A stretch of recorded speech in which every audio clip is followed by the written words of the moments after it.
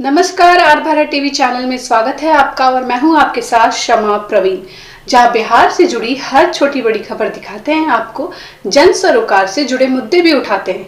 तो चलिए देखते हैं आज की कुछ खबरें, लेकिन उससे पहले सब्सक्राइब करें हमारा यूट्यूब चैनल। नमस्कार, देख रहा है इंडिया, बोल रहा है मीडिया में आपका स्वागत है। आप देख रहे हैं आर भारत टीवी चैनल। मैं हूं आपके साथ अक्षय बच्चन जेपी। इस वक्त मैं रोहतास जिला के सासाराम में मैं उपस्थित हूं और यहां पर आप देख रहे हैं कि एक बोर्ड लगा हुआ है, लेकिन इससे पहले मैं आपको परिचय दे दूं कि किस जगह पे मैं खड़ा हूं।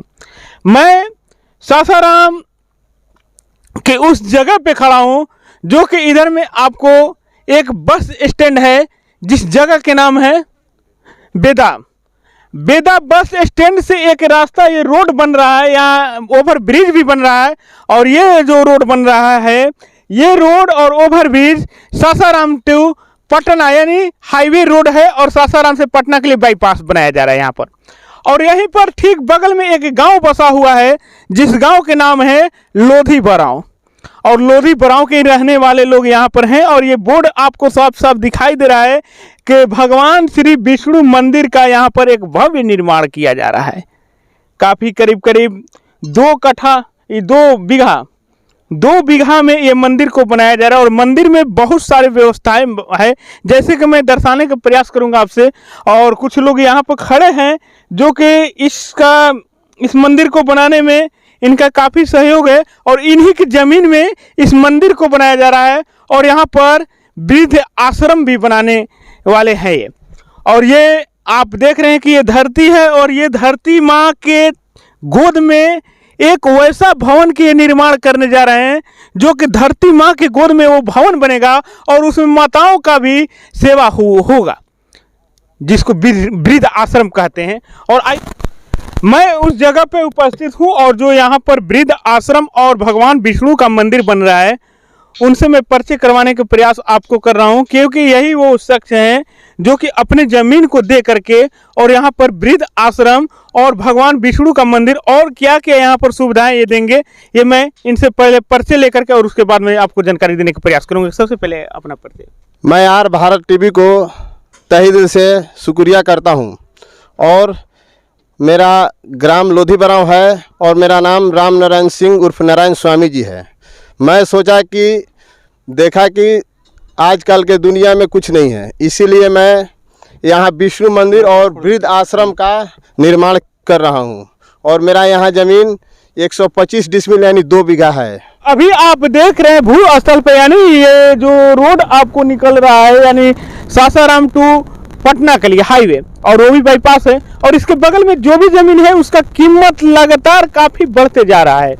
और उसके बावजूद भी यहाँ पर लोग ज़मीन को जमा करके रखे हैं, बेच नहीं रहे हैं। लेकिन यहाँ पर अभी स्वामी जो उपस्थित हैं, वो ये ज़मीन को ना बेच रहे हैं ना इसमें कुछ दूसरी चीज़ बनाने के लिए तय किए हैं, परंतु तय सिर्फ यही किए हैं कि यहाँ पर मुझे भगवान विष्णु का मंदिर को बनाना है और उसके साथ साथ यहाँ पर वृद्ध आश्रम बनाना है। और भी क्या क्या बनाना है सब जानकारी हमें देंगे जो स्वामी जी हैं हमारे साथ, नारायण जी।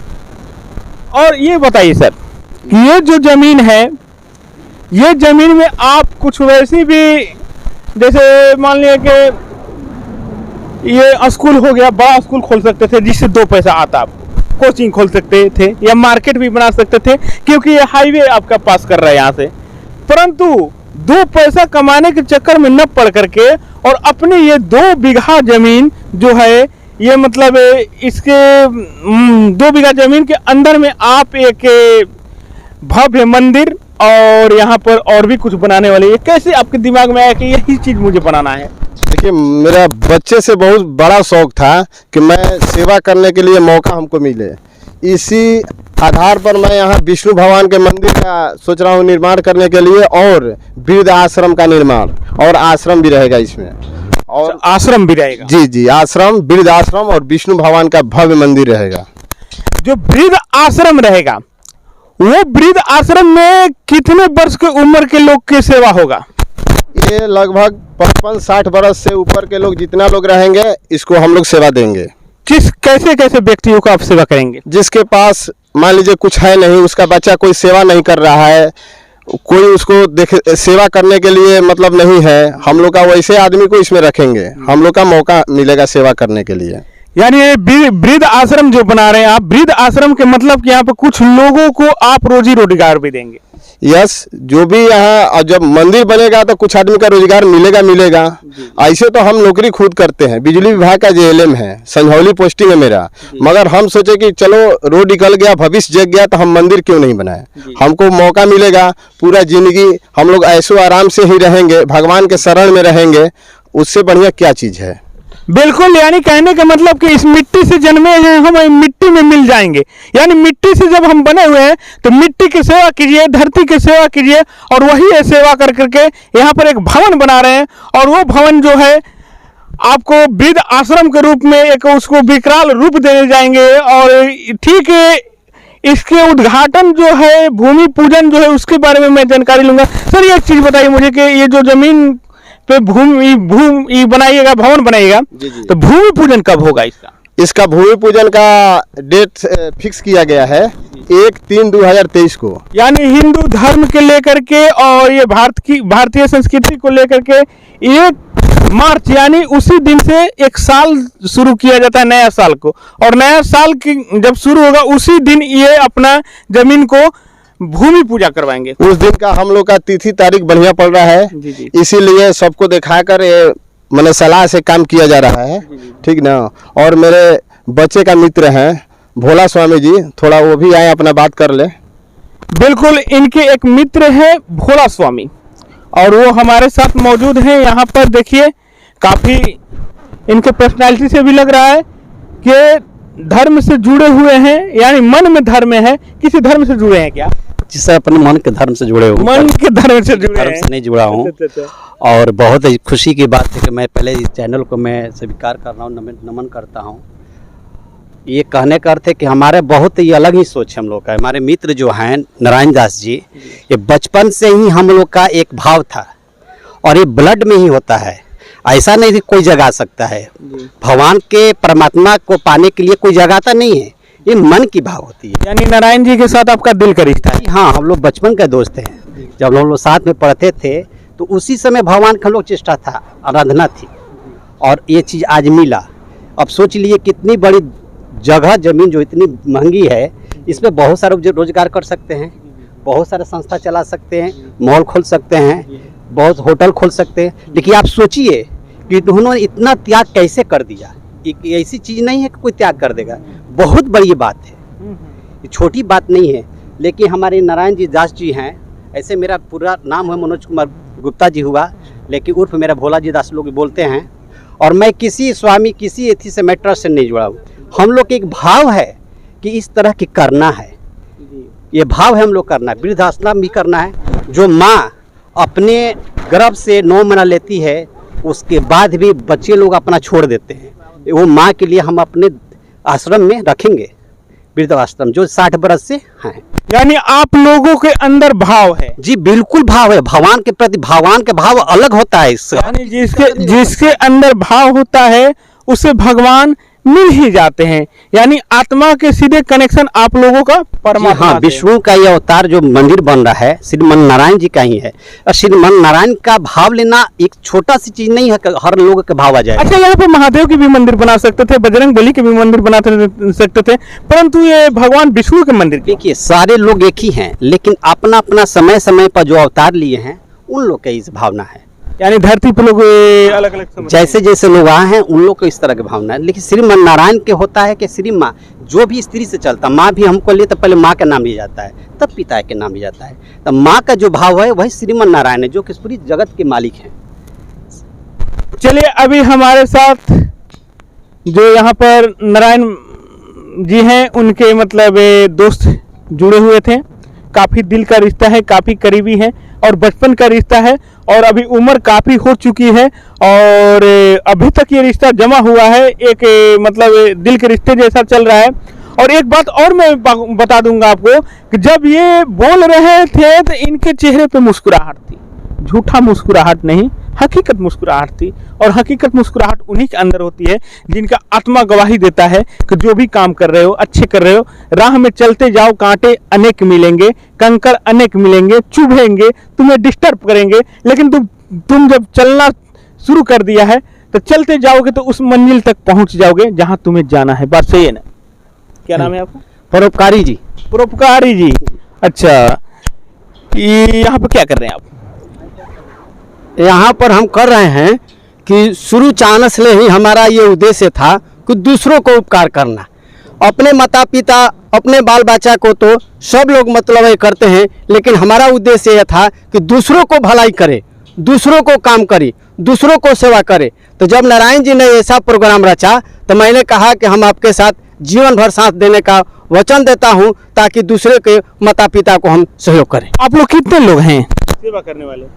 अभी सेवा करने वाले तो कतार में बहुत लोग हैं, बहुत लोग जुटते जाएंगे। जो लोग हमारे मिशन को समझेंगे और जो हमारे मतलब ये कर्तव्य जो हम लोग कर रहे हैं उसको समझेंगे और आगे बढ़ते जाएंगे। लेकिन मेन उद्देश्य हम लोग का है कि दूसरों को सेवा करना, भलाई करना। वृद्धाश्रम, अनाथाश्रम, विकलांग सब लोग को हम लोग मतलब। अगर कुछ वैसे व्यक्ति यहाँ पर आ जाएं जो कि मतलब उम्र कम है, लवारिस हैं, रोड पे मांग रहे हैं या रोड पे उनको कोई पूछ नहीं रहा है, अगर वैसे व्यक्ति आएंगे तो क्या उनको शरण देंगे या नहीं? देखिए सर, वृद्ध आश्रम कहना एक छोटी सी बात नहीं है। नहीं, वृद्ध आश्रम कह देने से नहीं होता। वृद्ध आश्रम में माने, देखिए 100% भगवान का तो होता ही है, 100% में 90% भगवान का आस्था होता है और 10% माँ का आस्था होता है।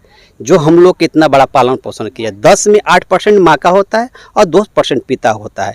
और वो बड़ा बेटा को कर देती है, बड़ा बेटा होने के बाद बहुत सारा धन कमाता है, लेकिन उस बेटा ने अपनी माँ को छोड़ देता है और वो ही माँ फटकती है। तो उसी वृद्ध आश्रम के लिए, हमारे आश्रम के लिए व्यवस्था किया जा रहा है।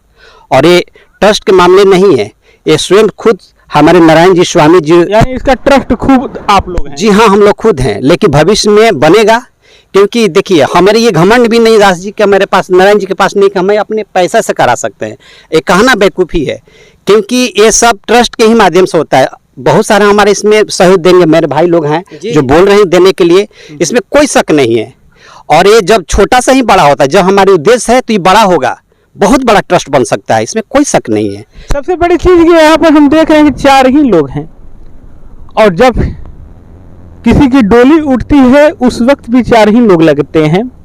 और यहाँ पर भी 5 लोग हैं या 4 लोग हैं? आप लोग 5 लोग हैं, यानी पंच तत्व से बना शरीर है और 5 लोग मिल करके इस काम को शुरू करने जा रहे हैं। और यहाँ पर 4 लोग अभी हमको दिखाई दे रहे हैं, एक और भी कोई था जो कि यहाँ पर से कहीं गए हैं, मोबाइल से बातें कर रहे हैं। और सबसे बड़ी बात ये है कि नाम का भी असर इस पर है, यानी श्रीमन नारायण और नारायण जी शायद इनका नाम भी है। क्या बात सही है ना? जी, मेरा नारायण स्वामी जी नाम है, ऐसे राम नारायण सिंह नाम है। हम लोग तीनों भाई का नारायण जी लोग कहते हैं। अच्छा अच्छा। और हमारा उद्देश्य और हो गया कि हम लोग तीनों भाई जब नारायण जी हैं तो श्रीमन नारायण जी का ही विस्तार किया जाए। भगवान विष्णु के अवतारे मतलब सबसे लंबा अवतार होता है, अब उससे बड़ा कोई चीज नहीं है। कितने दिन में आपका यहाँ पर जो मिशन है कामयाब हो जाएगा?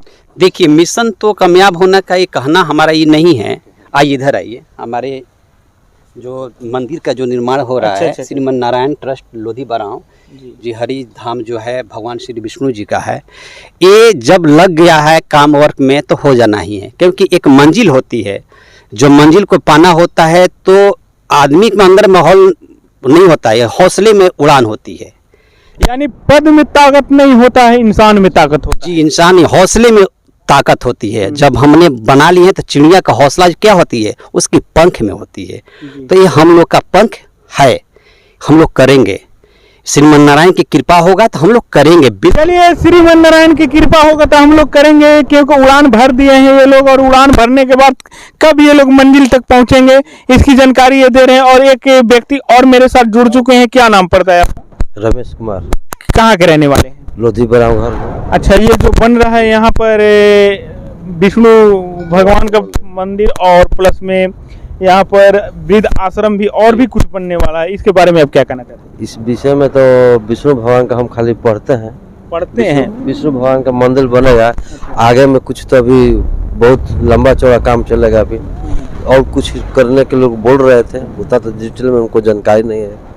लगभग करीब करीब कितनी की लागत से ये मंदिर बनेगी और ये यहाँ पर आपको आश्रम बनाया जाएगा, वृद्ध आश्रम, इसकी जानकारी मिले, लगभग कितना लागत लग जाएगा? इसमें लागत तो बहुत लगेगा, वो तो लगाने का सीमा कोई इसका अंत नहीं होगा, मैंने उसका राशि का अंतिम नहीं है। अंतिम नहीं है, जितना लगेगा उतना लगाने के लिए हम लोग समर्थ हैं।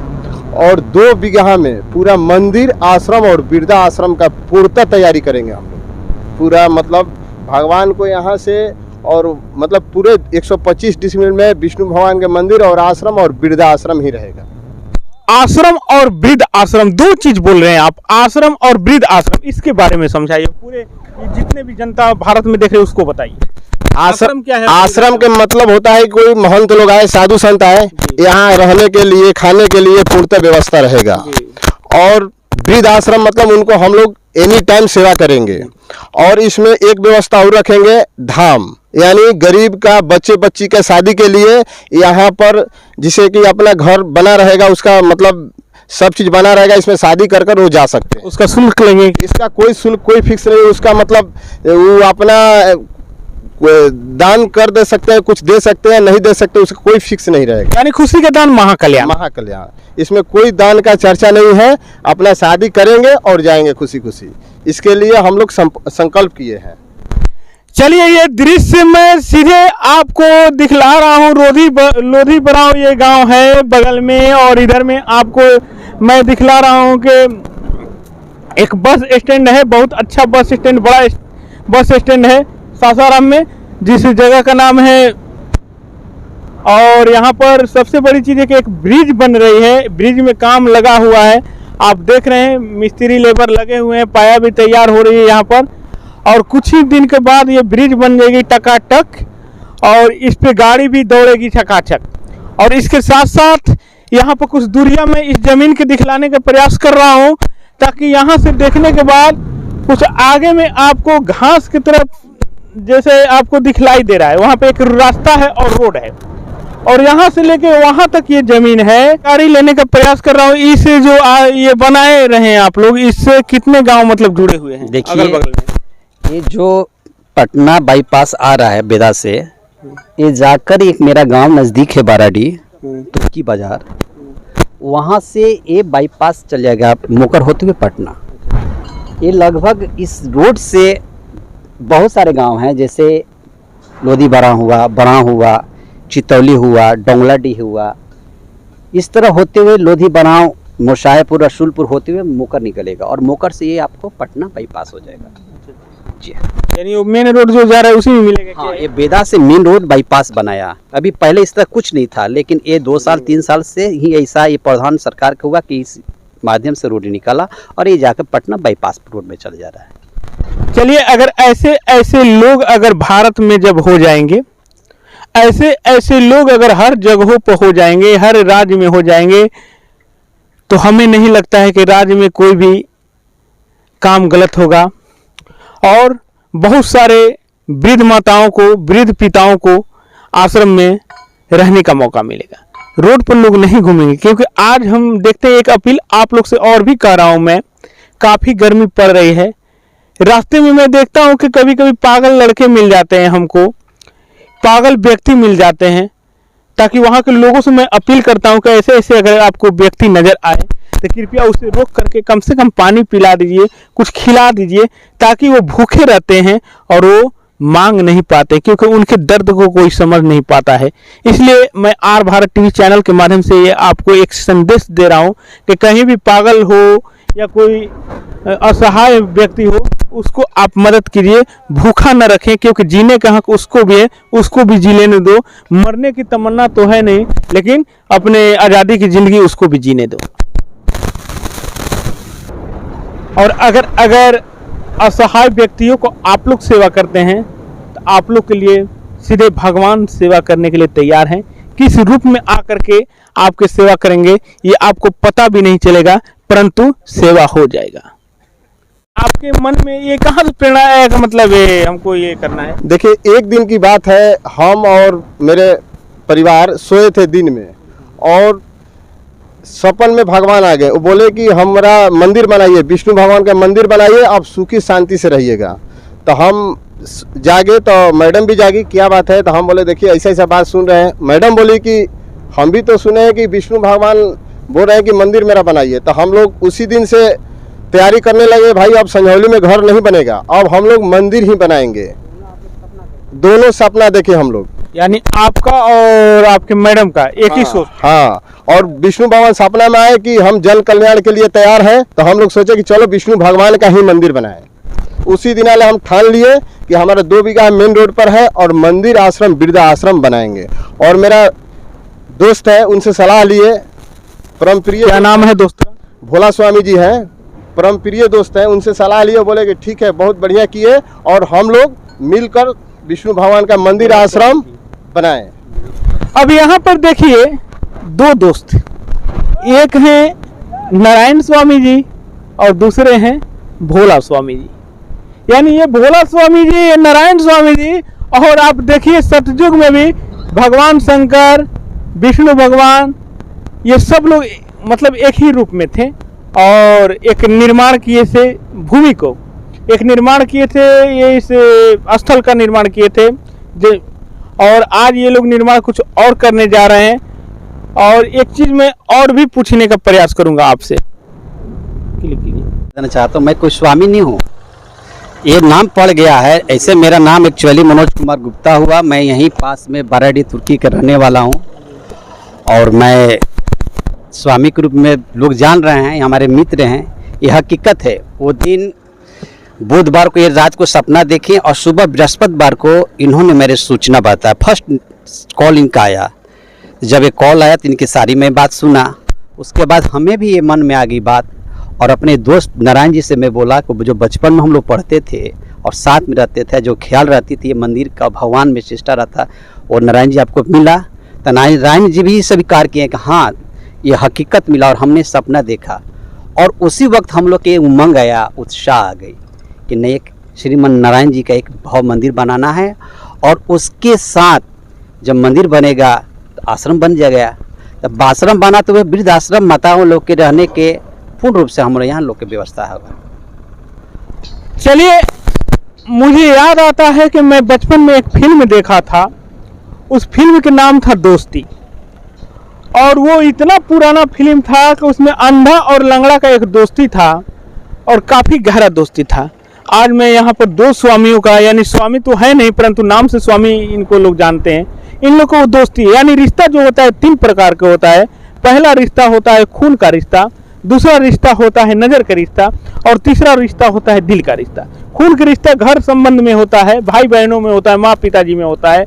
नज़र का रिश्ता होता है जब हम रास्ते में चलते हैं और कोई राम राम भैया बोला तो राम राम भैया बोल के ख़त्म कर दिए। और दिल का रिश्ता वो होता है जो दोस्ती का रिश्ता होता है, दिल के गहराइयों तक ये दोस्त जाते हैं और एक दिल के बाद दूसरे दोस्त समझते हैं।